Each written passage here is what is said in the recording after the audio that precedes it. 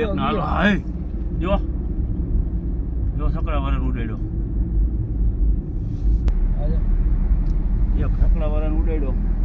મિત્રો તમે આ વિડીયો જોયો, આ વિડીયો આજનો એટલે કે તારીખ 17/11/2025નો છે ને આપણા જ હળવદ હાઈવેનો છે એટલે કે માર્કેટયાર્ડ પાસેનો આ ટ્રક ચાલક છે। આ તમે જોઈ રહ્યા છો કે ટ્રક ચાલક કેવી રીતના આખા રોડ ઉપર ટ્રક જે છે એનો ફગાવી રહ્યો છે ને ટ્રક ચલાવી રહ્યો છે। ઘણી બધા એ વાહનોને અડફેટે લેતા સહેજમાં અટકી જતા હોય એવું આપણને આ વિડીયો જોતા સ્પષ્ટપણે લાગી રહ્યું છે।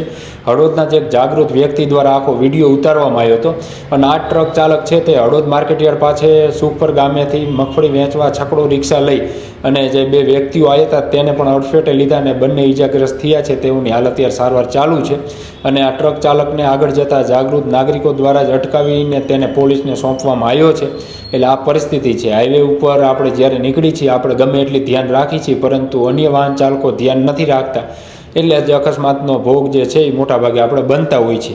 આ બનાવમાં થોડીક વાત કરીએ તો આજે સવારના 8 વાગ્યાની આસપાસની આખી આ ઘટના છે કે હળવદ તાલુકાના સુખપર ગામે રહેતા સગરામભાઈ જેવાભાઈ કરોત્રા તેની સાથે શેખાભાઈ ગોવિંદભાઈ કરોત્રા શેખાભાઈ છે તેઓની મગફળી વેચવા માટે થઈ અને સગરામભાઈનો છકડો હતો એટલે સગરામભાઈને છકડા સાથે મગફળી વેચવા માટે લાવ્યા હતા।